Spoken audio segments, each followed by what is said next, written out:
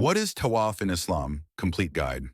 Whether you're a recent convert or born Muslim planning to perform Hajj or Umrah, obtaining an in-depth understanding of the term Tawaf is crucial.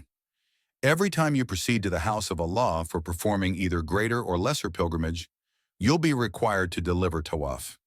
You should thus take the time to learn what exactly it means, why it is important, what are its different types, how is it performed, and more. In this guide, we'll let you know everything you need to know about Tawaf. Let's begin with what is Tawaf.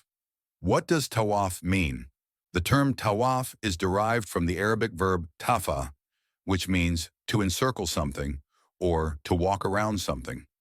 In the Islamic context, Tawaf refers to taking rounds or encircling the Holy Kaaba 7 times in an anti-clockwise direction as part of Umrah or Hajj, starting from Hajar al-Aswad, the Black Stone.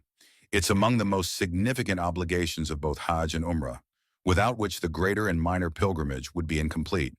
When performing Tawaf, pilgrims recite takbir and various other supplications based on the sunnah of the Prophet, peace be upon him. Hit that subscribe button, like and share. Assalamu alaikum. Peace be upon you. Jazakallah.